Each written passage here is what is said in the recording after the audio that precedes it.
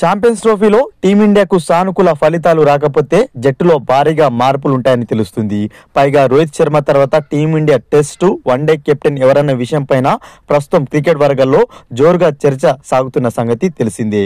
ఇప్పటికే పలువురు పేర్లు కూడా వినిపిస్తున్నాయి. అయితే రోహిత్ వన్డేలకు గుడ్ బై చెప్పాక వైస్ కెప్టెన్ గా ఉన్న గిల్కే సారథ్య బాధ్యతలు అప్పగిస్తారని అంతా అనుకుంటున్నారు. కానీ ఇప్పుడు తాజాగా అందిన సమాచారం ప్రకారం హార్దిక్ ను వన్డేలకు కెప్టెన్ గా నియమిస్తారని తెలిసింది.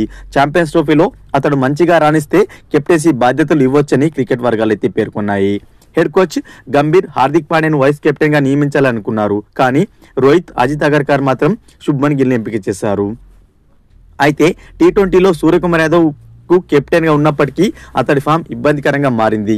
కాబట్టి టీ20 కెప్టెన్సీని హార్దిక్ ఇచ్చే అవకాశం ఉంది. అయితే ఛాంపియన్స్ ట్రోఫీలో టీమిండియా ప్రదర్శన ఫలితంపైనే కెప్టెన్సీ ఎవరికి ఇవ్వాలనేది ఆధారపడిందని తెలుస్తుంది.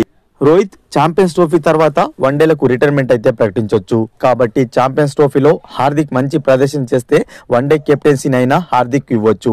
ఎలాగూ డిప్యూటీగా గిల్ ఉన్నాడు. పైగా హార్దిక్ కు అన్యాయం జరిగిందనే భావన ఉంది.